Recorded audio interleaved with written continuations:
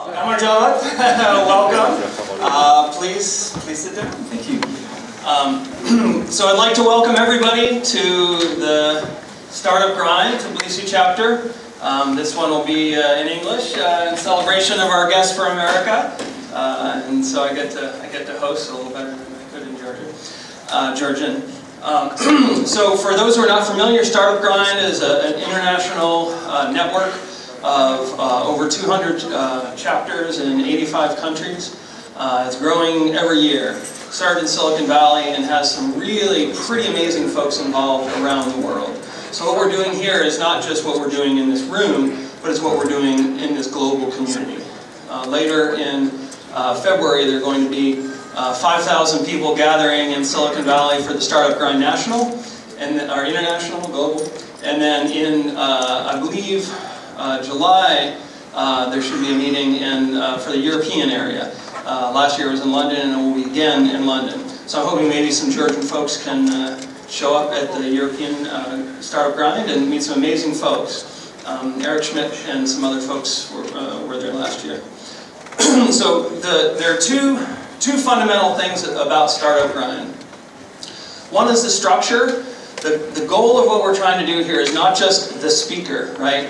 We want all of you to connect with each other and learn more about who's working on what projects, who needs what skills, who is seeking investment for this, who's looking to invest in that, to really build a community of folks who are actively building startups and folks who want to learn about startups. Typically Startup Grind, there's a ticket fee to support things like speaker travel and organizing this one. Ilyas State University was a great partner and helped out a lot. And we also had some other partners who brought some help into it as well. So the main idea is a speaker, but then networking. There will be networking afterwards, and you'll have a chance to ask questions of the speaker beyond what we do here. And also there are some amazing folks in the room who have some great experience as well. The second thing I would point out is that the values of Startup Grind are very, very important. These are the three key values that are held to by chapters around the world. Doesn't matter if it's in the US, or if it's in Kenya, or if it's anywhere. It's give first, don't take.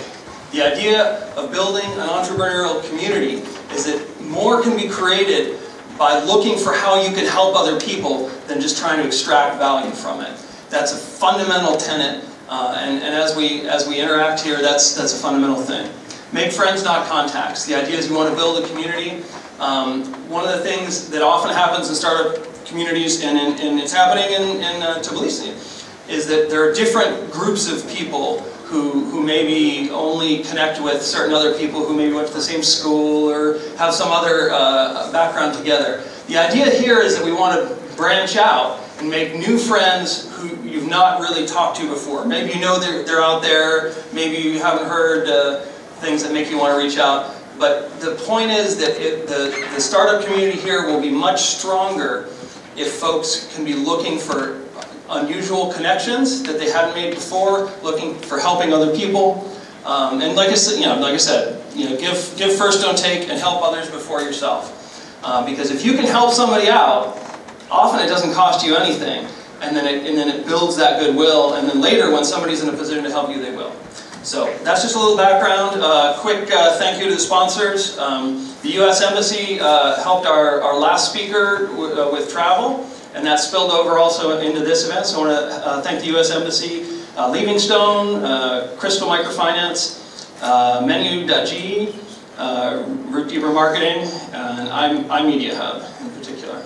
So with that out of the way, I want to just welcome Adam Dingle, or Adam Dingle, as the TV said this morning. Welcome to Georgia. Thank you, Colin. And I think the question that's on everybody's mind is, how do you like Georgia? I love Georgia. Okay. And actually, I'd like to start out with a few words of thanks. Sure. Okay, so first of all, to Colin for suggesting that I come to Georgia. So I don't know if you all know this, but Colin and I are old friends. We've known each other since we were teenagers. We grew up both of us in Massachusetts. So yeah, we go way back, right? And Colin has lived in Georgia now for about a year with his wife, who's Georgian. And for the last year, he's been emailing me constantly saying, Adam, come to Georgia, you've got to see it, right? And so finally I said, okay. And here I am. I've now been in Georgia for about 2 weeks. And I'd also like to thank many of you for your friendliness and hospitality. It's amazing to me that I've only been in this country for 2 weeks, but I can look out and I see many familiar faces here.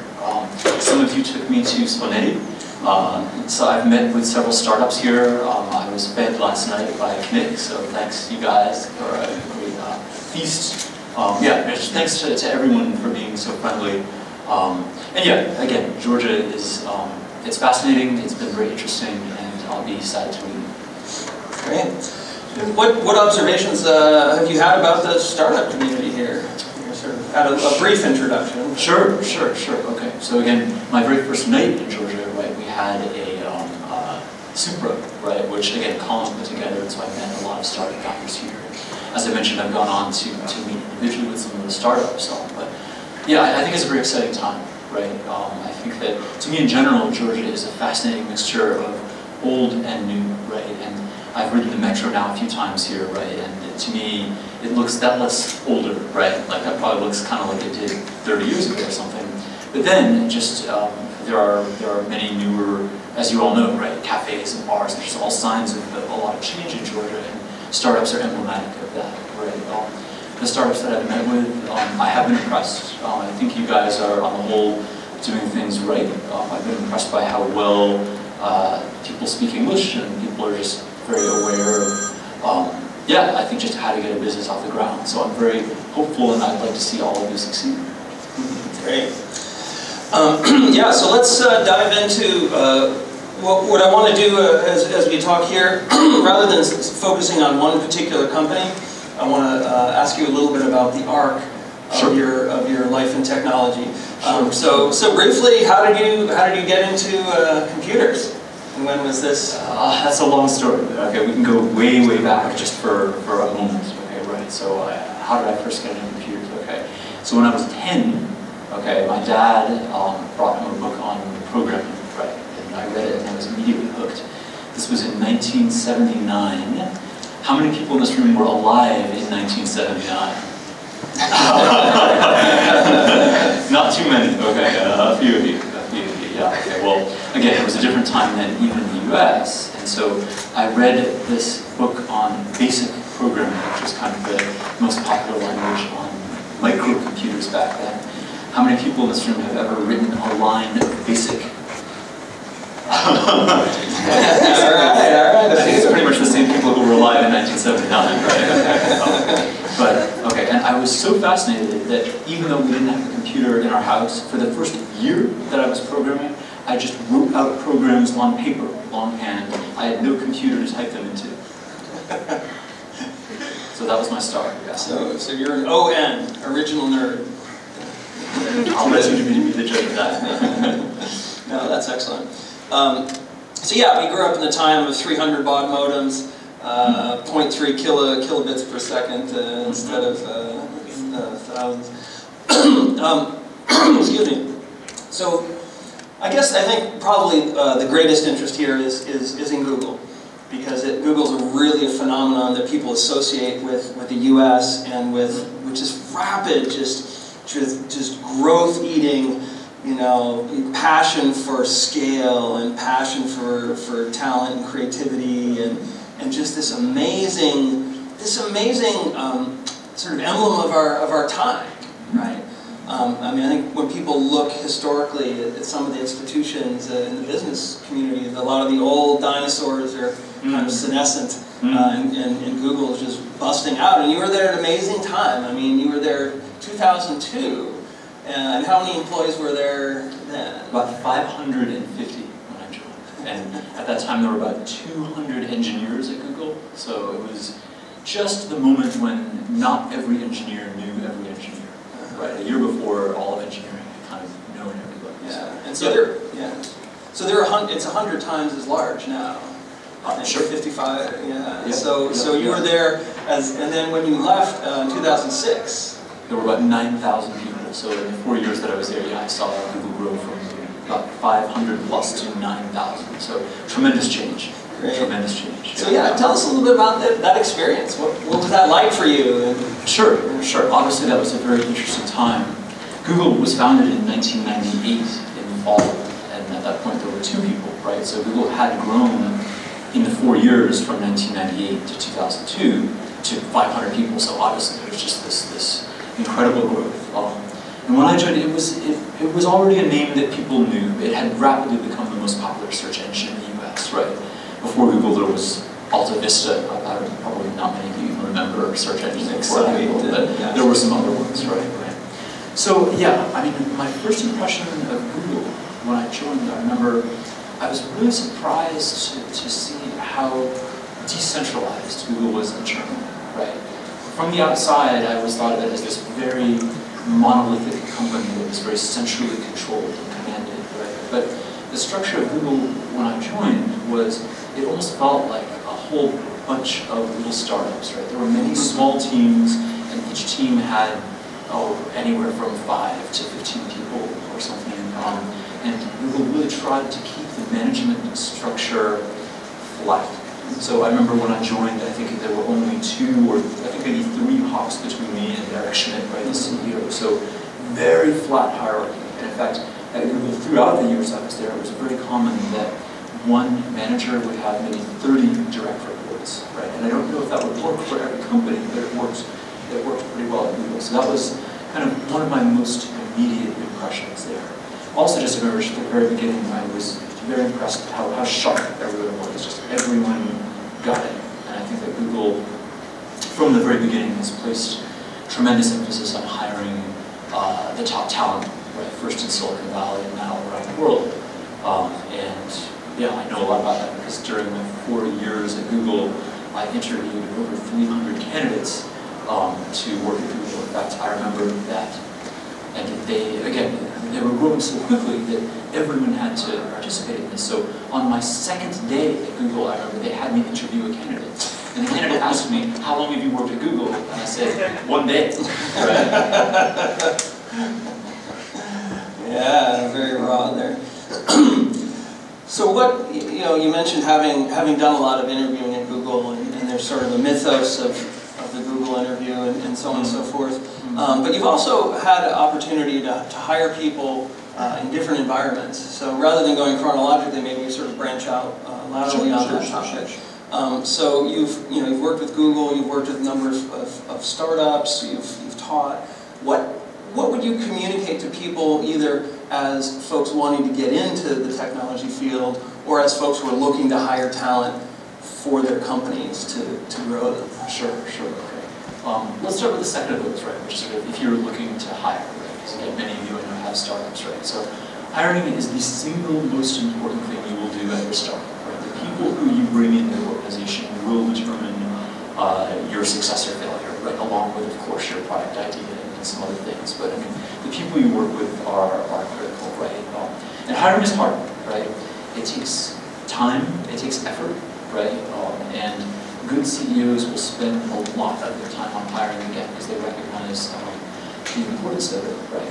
And again, I've done hundreds of interviews, right? Both at Google and elsewhere, right? And it's hard on both sides, right? It's when you're hiring, you have to be selective, obviously. You have to be careful because the cost of a bad hire is very high, right? If you hire someone and it doesn't work out, it's just very painful for everybody.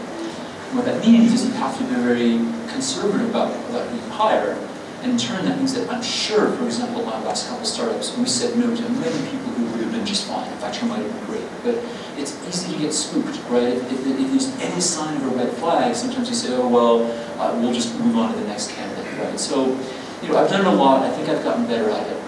What I look for when I hire, right? And I think what you probably should look for, right? Really 3 things, right? I look for a candidate, and this is sort of independently of what role they're playing, right? I want a candidate who, first of all, is sharp, right? Who gets it? Who, when you talk about something, they're not just going to give you a partial answer. They really want to deeply understand what you're discussing, right? Okay. The second thing is someone who gets things done. Okay, there are people who are smart but don't do much, right? They sit around and think or talk or do other things. So this particular combination is someone who's like smart but also just like has this drive to do things, right? In fact, for a long time I said those were the only two things that I look for, but now I've added the third thing, which is I also really want a candidate who's a good communicator, because there are also people, right, stereotypically in engineering, but not only in other fields, who will kind of go into their cave and just sort of work by themselves for a long time. And more and more, I think that just communication is vital. So if you have all those three things, great, you're hired.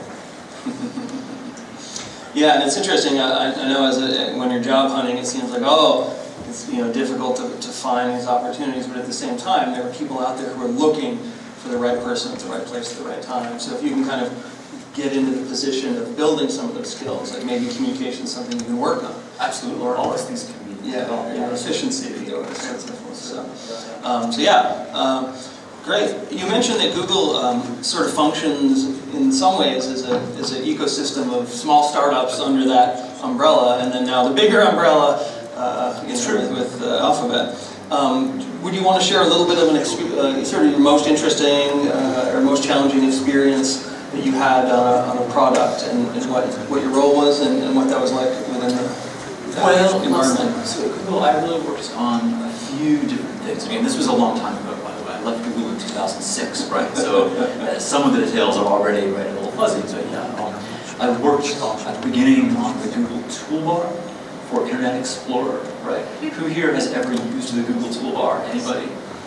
Okay. A few, okay, right. I think Google doesn't emphasize this at all right now, but it was a very good time when I joined in 2002, and the toolbar was actually considered very important.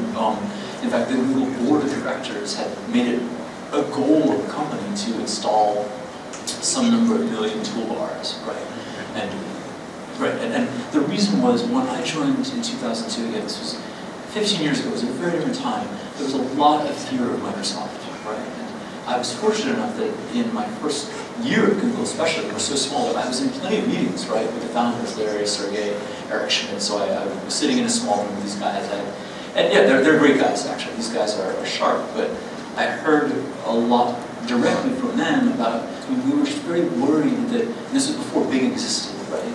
But we were worried that that Microsoft would bake into Internet Explorer some kind of search box that pointed to some competing search engine, right? Maybe something that Microsoft would build, right? And so the mandate from the board of directors was to install a toolbar in as many places as possible to sort of help Google stay strong, or to keep its market share. Ultimately, that strategy evolved, right? Because after Google Toolbar, we built Google Desktop that I also worked on, right? And then Google started contributing to Firefox, and then Google built Chrome, and now Chrome in many countries is the market-leading browser. So that ultimately was an incredibly successful strategy. And I was there for the first meetings of Chrome, but I left again in 2006 before Chrome actually shipped. So it almost sounds like there were different strategies that were tried along the way. It evolved, and there was a lot of debate again during the time that I was there. Should Google build a browser? Should Google build an operating system? Right? And I mean, at the time, those questions sounded bold, and I mean, an operating system incredibly ambitious. Right? In fact, I remember in meetings arguing against building an OS. I said that just felt like just really spreading ourselves too thin. The interesting thing is that just a few years later, Google had not one but two operating systems. Right? There's Chrome OS, right, which powers Chromebooks, and then also Android, of course. Right? So these are not operating systems for classic desktop computers, but they were operating systems nonetheless. So anyway, yeah, just very interesting to observe some of the strategic discussions during that era. Yeah.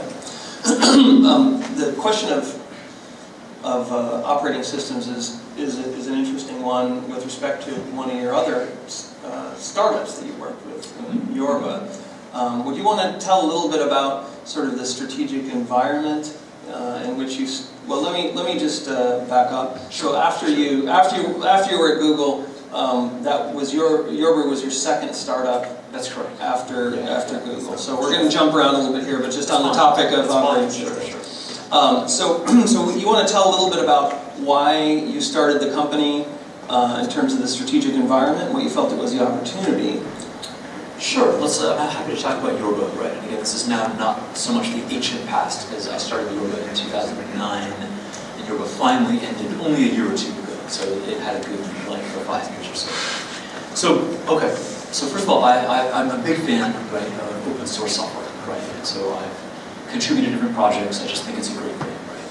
And it's ironic because when I was at Google, I worked largely on our Windows products, right? I worked on the Google toolbar for Windows, right, on Google Desktop. But I actually then switched all my activities in about 2006 from Windows to Ubuntu, right, which is now what I still use every day, right?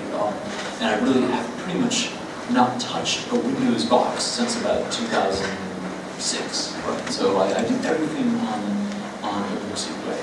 So how many of you, for example, have used Ubuntu? Okay, pretty good numbers, right? Pretty good numbers. So as then, I mean, I think you all know what Linux is, right? And Ubuntu is the most popular form of Linux, right? And Linux, of course, is an open source operating system. And Linux really was born in the 90s, in the early 90s, but it didn't really have a usable user interface at all until the early 2000s. And so Ubuntu in particular was, I think, the first Linux distribution that really tried to make a usable desktop that looks something like a Macintosh, say, right? With, again, just like icons and windows and menus and pointers and all these things. So I got very excited about this in the early 2000s, right? In particular, Yorba then was a free software company that I founded in San Francisco, and our goal was actually to build media applications for the Linux desktop, for the Ubuntu desktop. So in particular, at that time, you could use Ubuntu reasonably for doing things like reading mail, okay, or for editing text, right? But there wasn't a good photo manager, right? There wasn't a good audio editor. There wasn't a good video editor. And these, of course, are the kinds of applications where Macintosh has been very strong. Apple computers are always great for this. So we really wanted to bring these kinds of apps to the Linux desktop.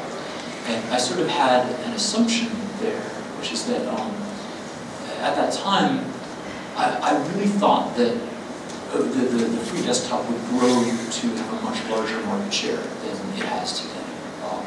And I think that I was influenced a lot by Wikipedia, because Wikipedia exploded right in about 2004, 2005, and now, I mean, and Wikipedia basically destroyed every other encyclopedia in the world. Because it's free, it's open, it's just better, everyone can contribute.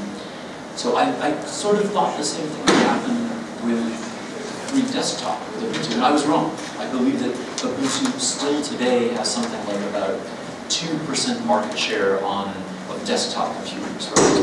And Linux arguably has a higher share on phones if you count Android as Linux, but yeah, Android sort of is Linux and sort of is not.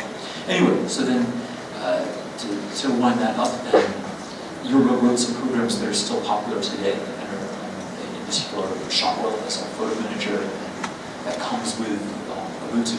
So maybe some of you even used Shotwell. But Ubuntu has not taken over the planet, so that limited ultimately kind of like the size of the market for those programs that we wrote. Yeah, and that's, as we've talked about some of these projects we've been involved in, it's really interesting how the ebb and flow of things and what's happening in the environment really kind of determines the potential for it to succeed. It's true, if certain things happen a year or two earlier or a year or two later, they may mean a different fate, certainly in some ways. So, yeah, do you want to talk a little bit about, you were at Google during the time of the IPO. Would you want to talk a little bit about sort of what that was like in the company at that time and sort of how that felt? And Sure. Yeah, it was definitely a privilege to be at a company like Google at a time like that. Obviously, there was a lot of excitement, right? I mean, and everyone knew this was coming, right? Okay, and so certainly people talked about this, but the huge challenge in that kind of environment is not to have it become too much of a distraction, right? In particular, after we went public, which I believe was in October of 2004, if I remember correctly. I mean, there were some people, right, and so obviously everyone had some shares, and so some people would have on their desktop like a ticker with the price, and so in real time you can watch it go like up or down. And I remember management, Eric in particular, saying, "Look, don't watch it every day. Don't watch it every week. You know, maybe check it every few weeks, because like any stock, it's going to go up or down. It's just a distraction, right?" And I mean, ultimately, of course, if we really wanted to create long-term value, right? So yeah, certainly I can't deny that there was buzz at lunch, right, or after work people were talking about that, right? But it wasn't the main thing that we were spending most of our energy on. Right. So I also want to ask a little bit about if you want to share some of your experiences in Prague, just real quick. Sure. Because as we've talked a little bit about it, you've mentioned that maybe there's a little bit of a feel in Tbilisi that was sort of like Prague when you were there. Sure. Okay. So yeah, we're jumping around in time, right? We started in that was what, 1979, and then we went forward to 2002 when I joined Google, and now we're going back to the 90s, right? So in the mid-90s, right, from 1994 to 97. So when I think some more of you were alive, right? I taught computer science for 3 years, and this was at Charles University in Prague, the capital of the Czech Republic, right? And it was a very interesting time in the Czech Republic, because the Czech Republic, well, had been previously part of Czechoslovakia, and of course Czechoslovakia was never part of the Soviet Union, like you guys, but it had definitely been part of sort of the Eastern Bloc, as we called it, right, on the eastern side of the Iron Curtain, right? And so when I joined the university there in 1994, they told me that they had had basically no computers even 10 years before that, right? So it was also a time of tremendous change, right? And I think now, I actually just spent last month, I was back in Prague, I spent pretty much all of January in Prague, and it's definitely evolved, right? It feels now it's 25 years after the revolution there, and there have been some big successful software companies there, right? The one everyone's talking about now is Kiwi, which I guess is a flight booking site that is based in Prague. So that was very cool to see, and I met with many of my former students there actually just last month. I'm still in touch with them 20 years after I taught. So yeah, that was a very interesting time. And again, this was when the internet was, even in the US, just being born, right? I remember my biggest class that I taught in Prague was called The Internet. And we had about, yeah, at that time, that was the subject for a class, right? And in that class, I talked about how the entire protocol suite underlying the internet works, right? So we talked about IP, TCP, UDP, and HTTP, and all these different protocols, right? But I remember in those classes in 1995 saying, going up to the chalkboard, right, and with chalk, drawing a rectangle and saying, okay, this is a web browser, okay, and like here's a, right, and explaining these things. And I even remember in that class saying, I said, imagine this. I said, probably in a few years, you'll be able to go to a website, okay, and it'll say like, here is a pair of shoes, and they cost $20, and if you push this button, then like you will like pay $20, and everybody laughed because they thought that was just so like bizarre that you could push a button on a computer and like money just disappears, right? So the world has changed, right? And but there was a certain, at that time, there was a certain sort of foment and a certain amount of just social. There was, and I mean, I've gone back to the Czech Republic many times. I have friends there, right, so over the last 20 years, right, and I've seen the mood go up and down a bit with the economy and with politics and the different things. It was there was really a wave of euphoria there in the early 90s, right, and then there was right, in 1989, well, probably later 90, I think Czechoslovakia became sort of independent, and then it split the Czech Republic and Slovakia in 1993. Anyway, there was a wave of euphoria then. Then I think in the late 90s, reality hit, the mood went down, and now it's actually pretty good. The Czech Republic's doing well. Yeah, and one of the things that I think about for Georgia is that it's a really exciting time to be here in terms of startups. There's so much interest across a lot of segments of society. I mean, government has taken a strong interest. Some of the big banks and financial institutions have taken a big interest. Universities have taken a big interest. So there's all this interest in startups, which is very, very kind of exciting. And the challenge is that the real success is going to be from the folks who don't just get into it when it's exciting, but they get into it when things get rough and the people who were supporting it before aren't there anymore, and you're having to slog through the daily grind to, to get your product developed and marketed and so on and so forth. So I think that as folks think about startups, it's not something you're going to do today. It's not something that you're going to like turn around in a year and you've made your millions. I mean, yeah, if you flip a coin 50 times, it may come up heads every time, but not too often. So I think it's a very interesting time for Georgia in that there's a lot of enthusiasm, and the question is who's going to really shake out through time and is going to learn. Because part of the thing with with you growing up in Google is that there are certain lessons that were learned in the 90s and 2000s in the U.S. that Georgia hasn't had that sort of generational learning. So one of the things we want to bring more people from the U.S. As speakers is because there's a certain amount of experience that is not sort of present in Georgia. Georgia in the 90s was a different kind of place. Some people made money, but it's not the same way. So I really encourage folks who are getting into startups to really think about how you can connect with mentors who have experience over decades and who've maybe worked with a number of companies and so on and so forth. Because it's really easy to get with your friends and get an exciting idea, but really what's going to give you a few steps forward is getting with folks who've been through the fire a few times. So we could talk all night, and we have on occasion. So I think maybe for the rest of it, we'll emphasize a focus on your last startup, which was a very robust effort that I think there are a lot of lessons to learn from. And then we'll take some questions, have a little bit of question and answer.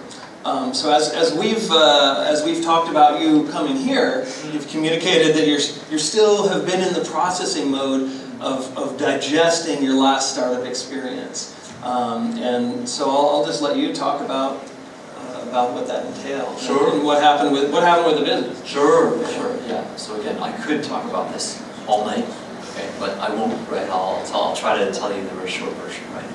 You can of course ask more questions if you like. But so yeah, my last startup then was called roundtown.com, and we were in Massachusetts, actually, in Cambridge, Massachusetts, which is right near Boston.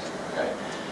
And I co-founded Roundtown in 2013 with my cousin, Steve. And the company went for 3 years. Roundtown was an event listing site. And so our goal was to list every event happening everywhere on the planet. So everything that you could go out and do. This means every concert, every film, every sports game. And so our goal really was to become the first site that anybody would go to if they wanted to know what can I go out and do tonight, or this weekend, or next week. We started the company really largely out of personal need, right? I mean, in San Francisco, I'm always interested in knowing what's going on, right? What can I go do?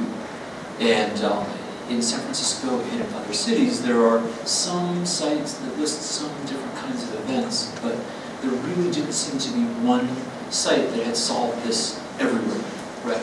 Now in the US, if you're looking for like a coffee shop, right, almost anyone would just go to Yelp. Yelp has become the universal site for looking for local businesses.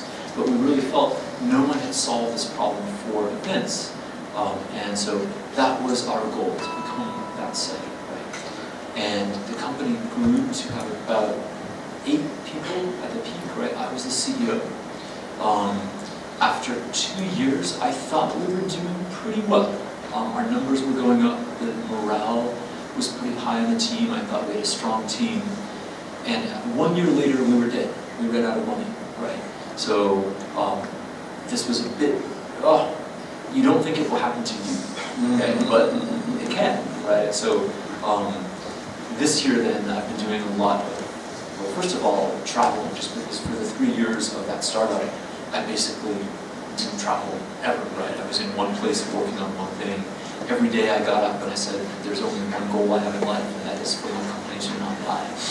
Sadly, the company died, okay? But at least that means I can now travel, and so I went to Prague last month. Yeah, and the important thing is the company died, but you didn't die, right? So you'll live to fight another day, right? So it's not the end of the world, he's here. The world is not ended. Look, you know, again, this will happen to many of you in this room, right? Sadly, but it's just a fact of statistics, right? Most companies fail, right? Most startups fail, and it's odd because when you start a company, you have to be of two minds, right? Especially as a founder, you have to be very optimistic, right? Because it's going to be hard, and you have to be telling other people, but also yourself, like, look, we can do this. These things look challenging, but we're going to power through this. We can do this, right?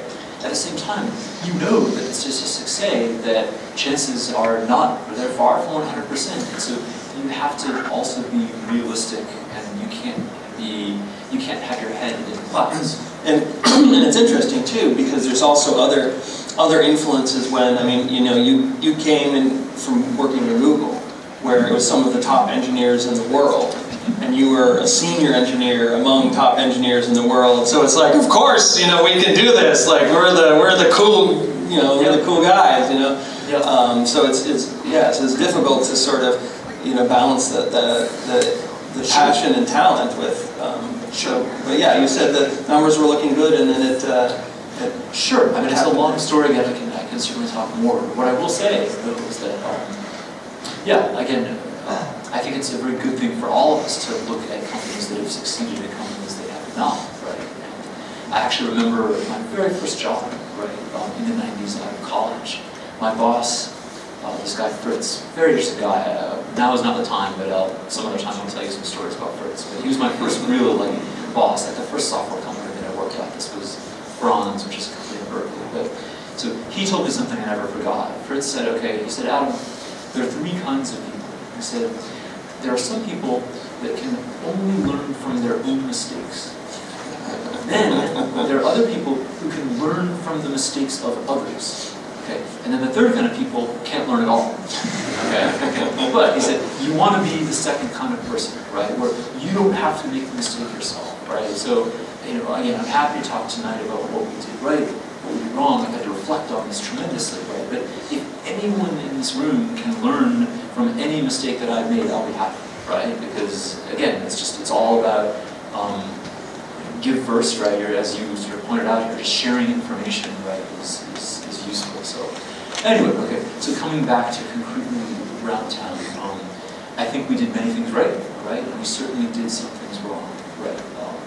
And even just this afternoon, I was reflecting on this, right? And I reread this afternoon one thing that you all should read if you haven't already, if you're starting a company, which is the Startup Playbook. This is written by Sam Altman, who's the president of Y Combinator. And if you just search online for Startup Playbook, you'll find it. You can read it in 1 hour, right? It's not long, but this it's online, and it really combines all of the wisdom that Y Combinator has seen from mentoring thousands of startups, right, over the past decade. There's a lot of really good stuff there. I recommend that if you are founding a startup, reread that every few months, because you'll notice new things, right, that didn't apply to you before, right, as your business evolves. But anyway, so in that Startup Playbook, then it says at the very top, right, the single most important thing any startup has to do is to build a product that people love. And it says it's better to build something that a few people love than something that a lot of people just like. Because if a few people really love your product, then it's easier to grow that into a large number of people that grow the product than to convince people who only like your product to love it. So anyway, there has to be a passion from the users, right? And the single best sign of that is that users are actually telling other users about your product. They like it so much that at a party or at lunch or whatever, they'll say, hey, you know, Jeff, you should really try the site Roundtown. It's cool. I use it all the time.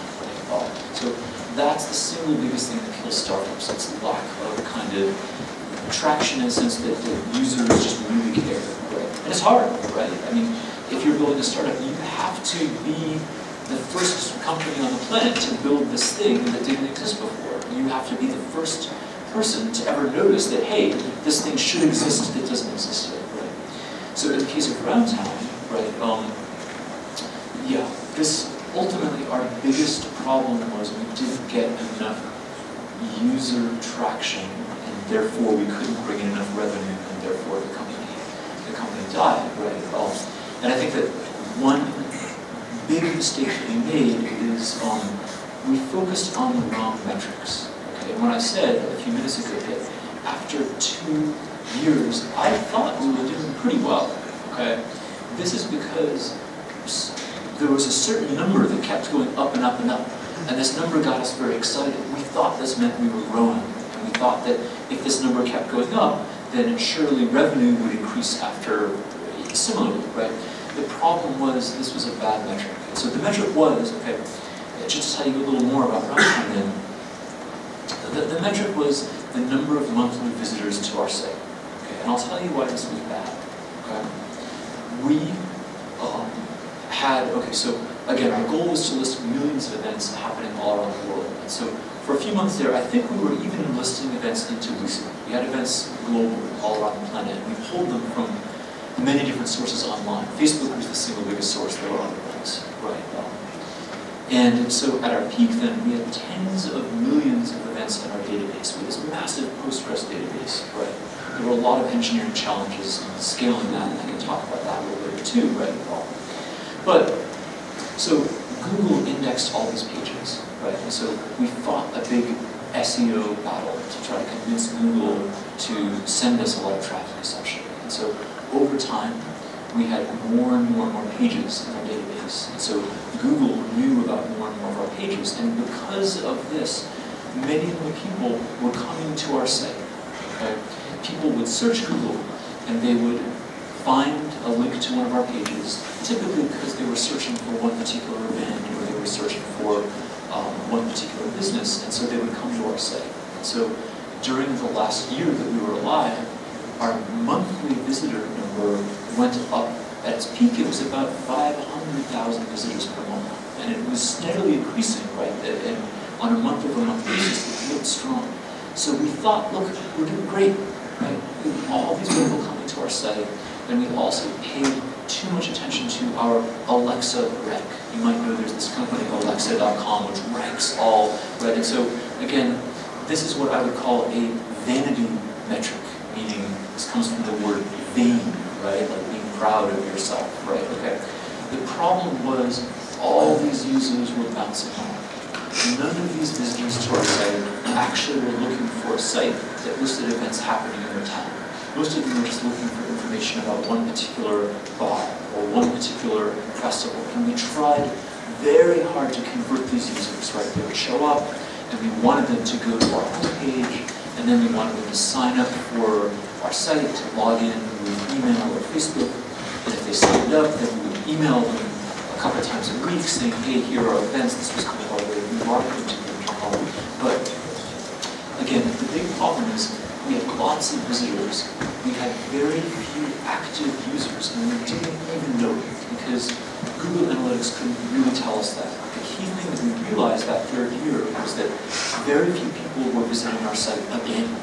And so we ended up having to write some code to actually compute the number of active users that we had at the site. These were people who were coming to our site on a regular basis, who would know our name, and who weren't only coming through Google searches, who would actually type roundtown.com into their address bar, right, to visit us. And so when we finally measured these numbers, we realized that even though we had 500,000 active visitors per month,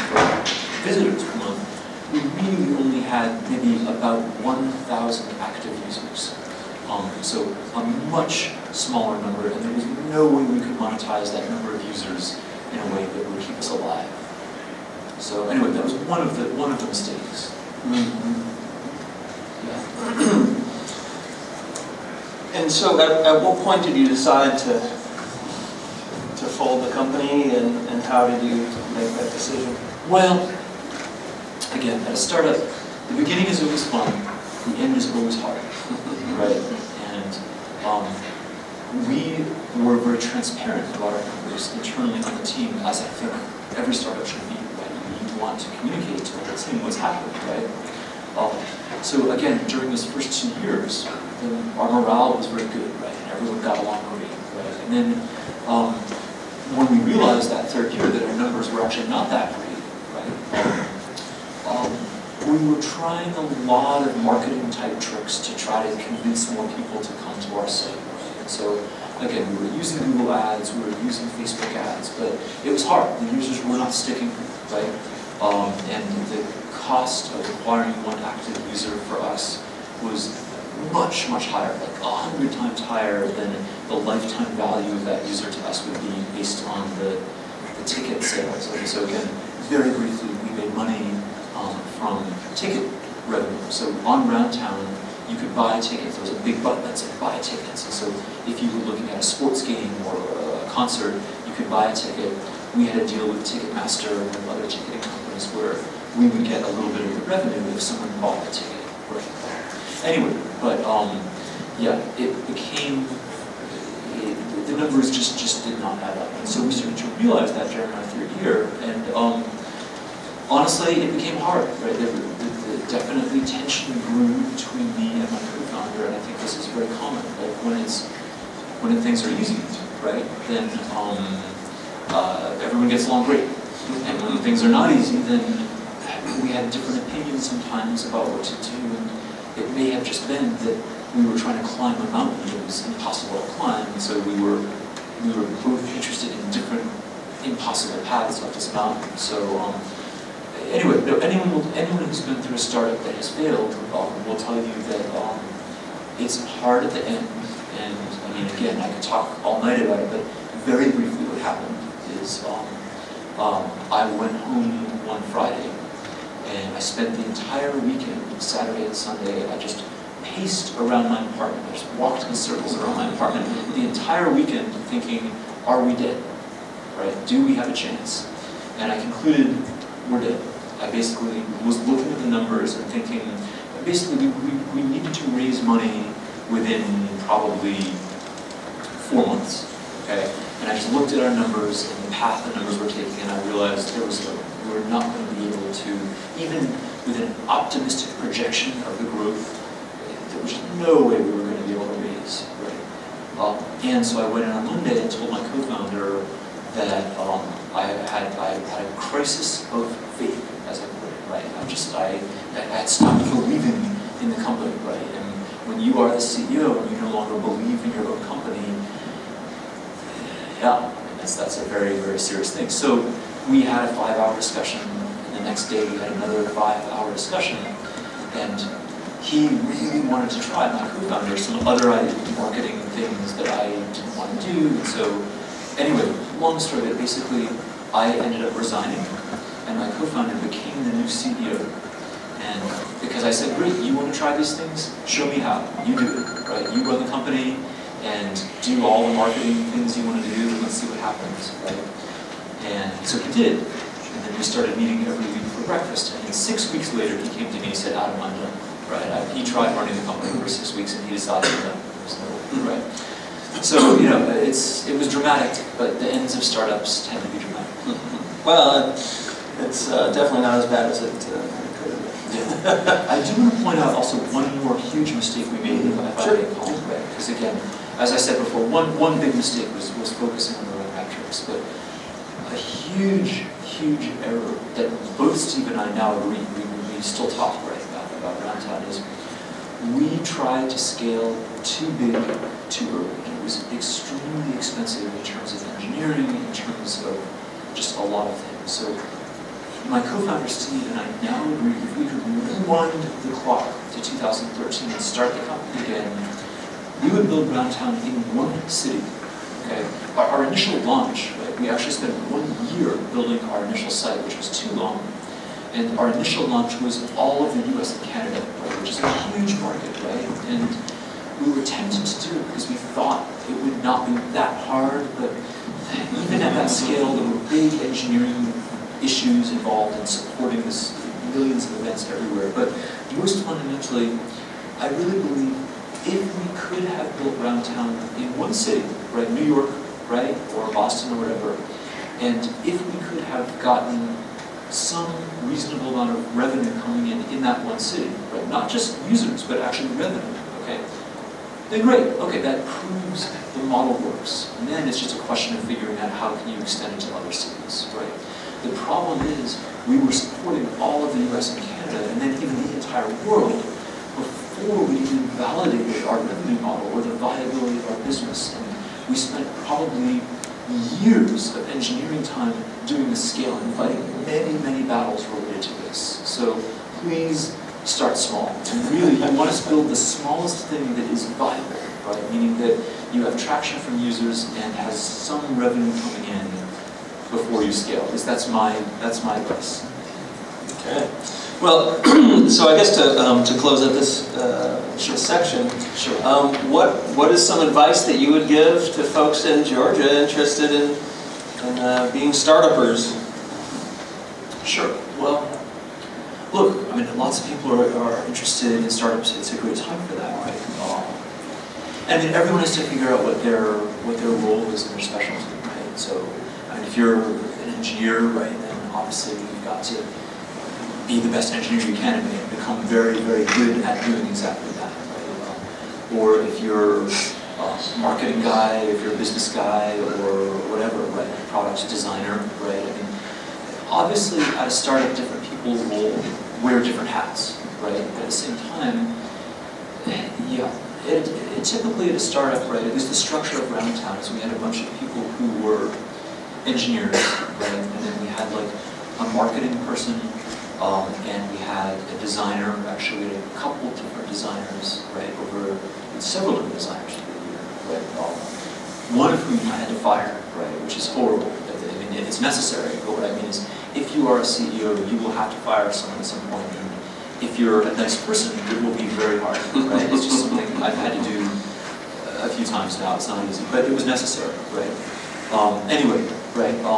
But all of these people were very good, right, at what they did, right? And I think that you need to have these specialties. I was a generalist, right? As a CEO, I basically had no time to do anything except just talk to everybody, right? So, and work on hiring, right? That was something I'm very attracted to. So, yeah, I mean, I guess my most basic advice is learn to be really good at whatever it is that you do, whether that is marketing or design or engineering or whatever, right? Read a ton, right? Work, and again, in many of these roles, work on even open source projects if you can. I mean, there are thousands of them out there, and not everything has to make money, but these are really good places to sharpen your skills, right? To learn about different programming languages or whatever, right? I think it's a really good idea to find mentors for, again, whatever it is that you want to do. And they can be professors, they can be business people you know, founders of other startups or whatever, right? Yeah, I think in general, learning from books is great, but learning from people is even better, right? Because again, there's nothing like the human voice to tell you about something and to share experience. Anyway, those are some thoughts. Great. That come to mind. Sure, yeah. Yeah, and one thing I would highlight there is that you know, if you're an engineer or a technical person, you want to be the best technical person that you can, but you also can't just surround yourself with technical people. One of the things that I see that's very difficult sometimes in businesses for folks who haven't sort of run a business before is dealing with the different types of folks that make a company really grow. You know, for example, if you have a great technical product but you don't have the sales folks and you need a sales program, then you're dead in the water. And really, you know, if you're an engineer, a lot of times you don't like the sales guys. Like, they're kind of assholes. To use a technical term, you know. And the marketing guys, they're kind of, I don't know, they're a little head in the air, and you don't know about them either. But the point is that each of them solves a certain piece of the puzzle. So rarely is any startup just about an idea and a technical solution. There's always these other, there's the financial and there's the sales and marketing. You've got to get those pinned down. And so when you're at events like this, it's good not just to talk to the people you're comfortable with, but just to try to understand who else is in the room. Because one of the hardest things I think you're going to find in growing companies is finding the sales guys or gals. Because they're a different breed. So anyway, so this networking stuff is not just about finding folks who can talk tech around the issues that you care about and have fun talking about, but talking to folks who maybe are different than you are, so you can kind of get your head thinking about that angle of things. I don't know if you found that. Certainly. Yeah. So yeah, let's move to some questions. We don't have all night, although we certainly could share a number of lessons. So if folks have questions, there's a mic. Okay, great. Yeah. All right, first. And if you want to, you can share your name and if you have a company or whatever, and then your question. Thank you first for the presentation, Adam. It was nice because nowadays all of education will be based on sharing with youth or other people about learning from mistakes. It will be more beneficial for us today because everything read book and everything we can do, but very good experience that we are here, listen and can have a question. My name is Maria Mawakawa, we met together, and now I am participating tomorrow. We have a pitching of one of the project, social entrepreneur called Shift. This is a help to write a bridge to build help to the students and companies to collaborate and give the students experience to gain new experiment skills in technical like design art, and companies will get a cheap product. We now is developing this. What I'm interested in, you told that you failed because of some years. And have you, during the process when you developed your startups, have you communicated with the foundation, any investors, and what kind of communication you had? Have you convinced somebody to sponsor you, and maybe you need some money to develop other way to give more and more to not fail your company? You didn't mention this part about you mentioned about communication, but it was about communication team with somebody, not about the with investors or foundation. And if you had an investor, if you had a lot of finance for a startup at the beginning, how you deal with this money, and even if you failed, how you had thank you very much. Sure. Okay. So it's a good question. The question is about Roundtown, my last startup. Did we take investment? Right? We were talking about investors. Okay. And this is, I think, another mistake that we made. Okay. So Roundtown, we were funded entirely with our own money. Right. So we never took any money from the outside world. We met with one venture capitalist during our first year. Okay. And that was an interesting meeting, and he beat us up a bit, as venture capitalists tend to do, saying, these are all the reasons why I see weaknesses in your model. He was right about some things, right? He really thought, for example, we should be building an app, not a website, right? And it was a huge decision we had to make, right? Whether he was right, I'm still not sure. But I think definitely we were too isolated.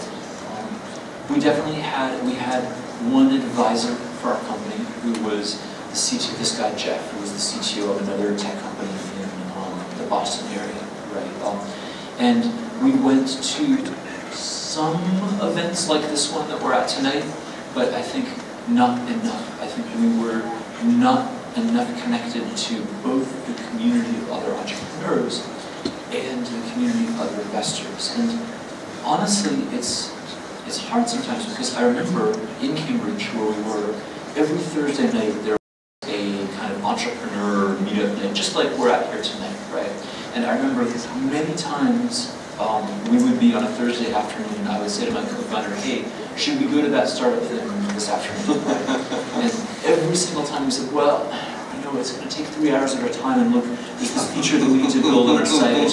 We were very focused on like building our site, and it can be hard to escape that, but I think that it is very important, as Colin was just saying, to network, because people can help you in ways both that you expect, but then in ways that you don't even expect, right? People will introduce you to someone else, or, I mean, we went through huge struggles also, for example, with like scaling our database, right? I think it would have been very good for us to network more with other startups who were building similar databases to ask, well, how are you guys doing this? So, yeah. Did that answer your question, Maria? Yeah. More or less? Yeah, more or less. Okay. Yeah, he didn't do the thing you wanted. And I think that's also just speaks a little bit to this point of sort of the ecology of businesses, in that you really do want these critical perspectives. You want to talk to people who are going to beat up your idea. You want to hear every intelligent critique, so that you have the most rounded view of your project you can. And sometimes investors can give you that, and sometimes advisors or networking. So, yeah. So, okay. Thank you for this fascinating presentation of different aspects of starting those projects. And yeah, it's a great opportunity, I think, to be reminded of the challenges and the realities that one can face. I had a question concerning recruitment. You say you should hire sharp, hard-working people that are also good communicators. Is retaining those people an issue over the lifetime of a startup? And how do you address that? The question is, if you hire these top candidates, right, are you going to be able to retain them? Right? Well, it all depends, of course. I mean, it depends on two things, right? First of all, how well is your startup doing, right? And the second is the kind of the economic climate around you, right? Silicon Valley goes through cycles of being hot and cold. It's been very hot for the last few years, right? Which means that there is tremendous competition for talent, right? At most startups in the US, every employee gets equity, right? And typically there's a 1-year cliff and 4-year vesting, which means that most employees have a pretty strong incentive to stay for at least 1 year, because if they leave before 1 year, they end up with zero equity in the company, right? And even if it goes big, they will have nothing, right? So that has some effect. My experience at Roundtown really was, again, for the first 2 years, our morale was very strong, right? And so most people wanted to stick around. We had one guy who went back to grad school, and we knew from the beginning he was only going to stay with us for 1 year, right? So, I mean, more generally, I think that you should be good to your employees, right? I think that your employees are, as I was saying, your best asset. One of them, when I talk to anyone about their company, one of the first questions I usually ask is, how is morale, right? I mean, how do people feel who are working at the company? I think this is one of your most important intangible assets, right? If the people who work at your company feel good about the company and want to be there, you're doing something right. And if they don't, then you're in big trouble for a lot of reasons. Great. Are there other questions? It's difficult for us to see because there's these bright lights. So, maybe we can have you do a second one, but I think there may be someone who's not asked the first one yet. Is there? Okay, all right, it's you then. Go ahead. Sorry, I just thought somebody was pointing. Okay, I got the microphone. Where is it? Okay. Got the stage voice, right? Yeah, maybe recording and they need my voice. Yeah, it's helpful. I would like to ask you a question about identity in your group and our startup. Because identity is the most important fact that should startup have to survive, and other one. Well, you mentioned that you have one of the point of your group, that transparency was the main point of your startups. You shared everything and everything. What was the other values that you are provided with your companies that you are convince to people to join you? And what do you think that you mentioned a little bit about failure, and what's the value that you offer to people, identity to us? Was it so good enough, and there was a little mistake that you also get to fail that?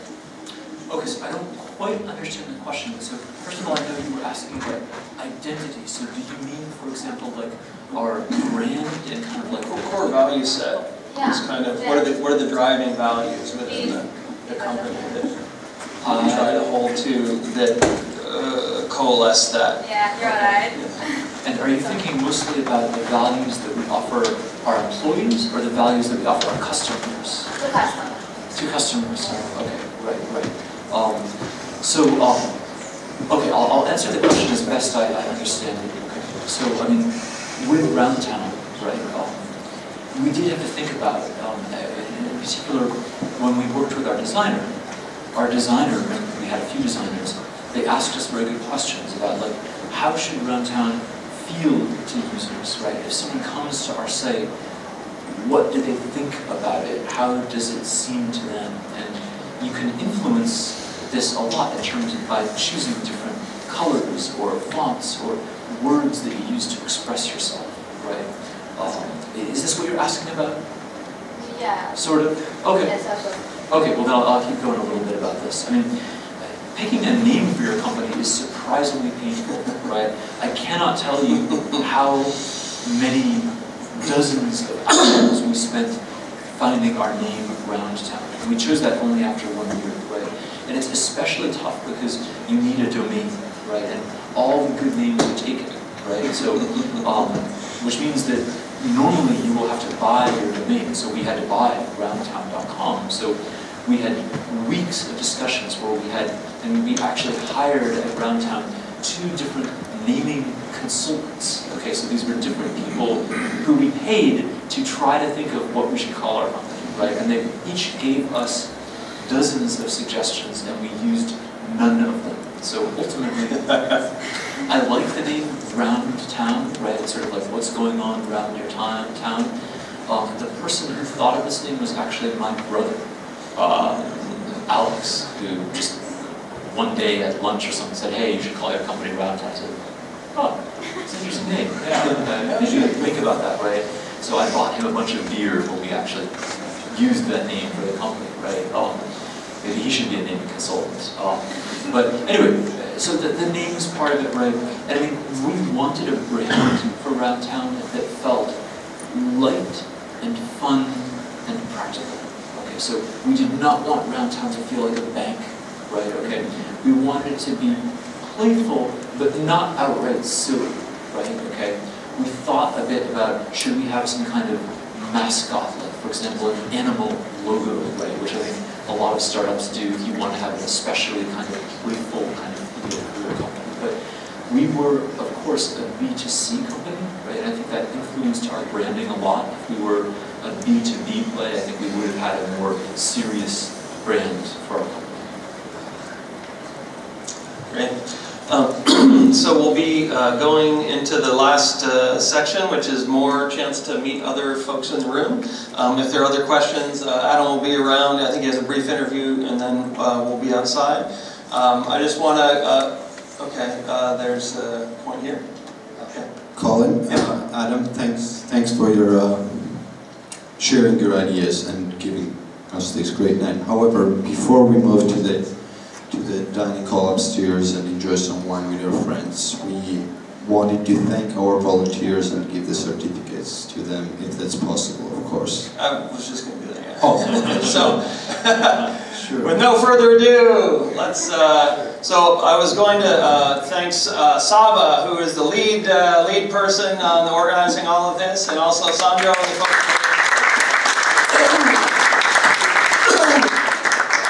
Adam commented on the importance of having good, smart, hardworking people, and I really feel this week was an exceptional example of a lot of that.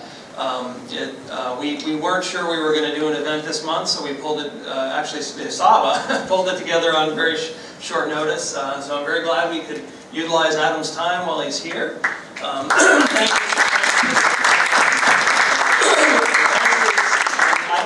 volunteers' names. Sure, and we just want to show them our appreciation for the great work they have done.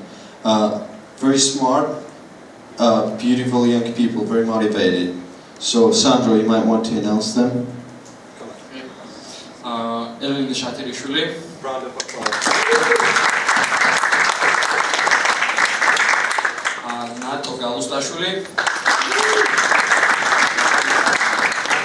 And Natia Gaprindashvili.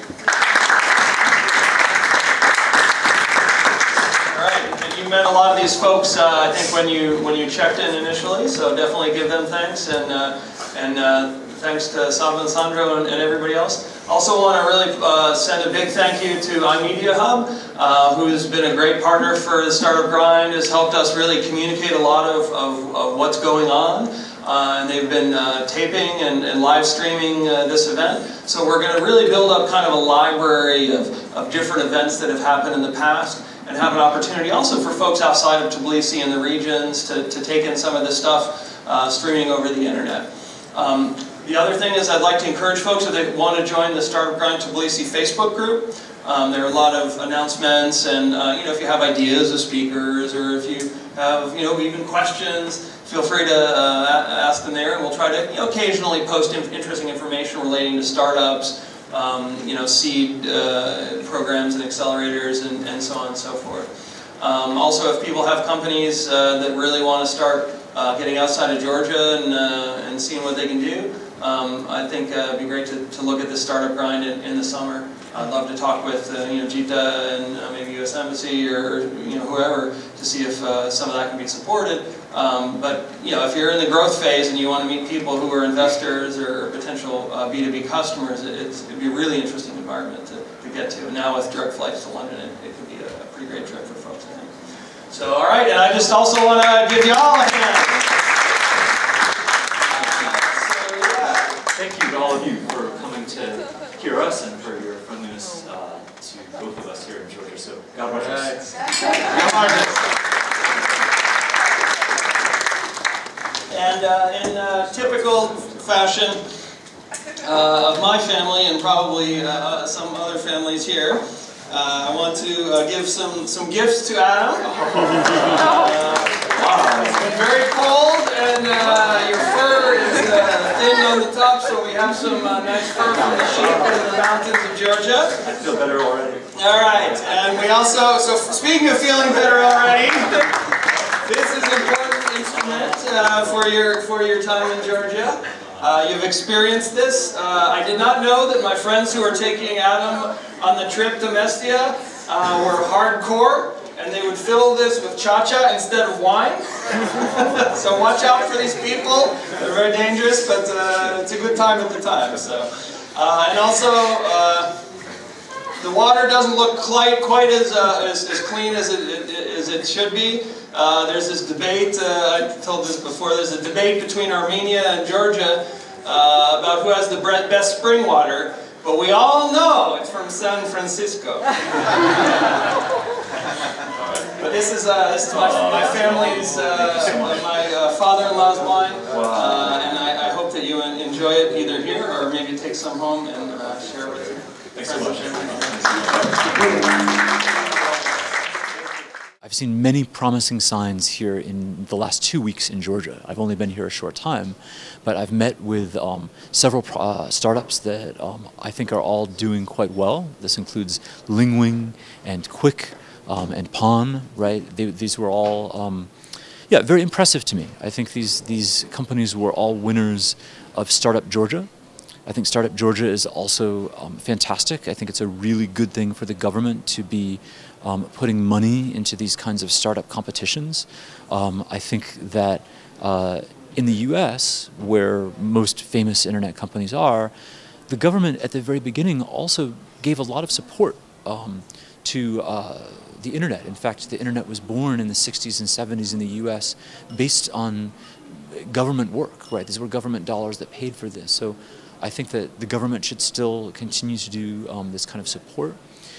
For entrepreneurs themselves, I think as I talked about a little bit tonight, I think yeah, be very good at what you do, learn to communicate well, read a lot, find a mentor, partner with other companies who are doing something similar.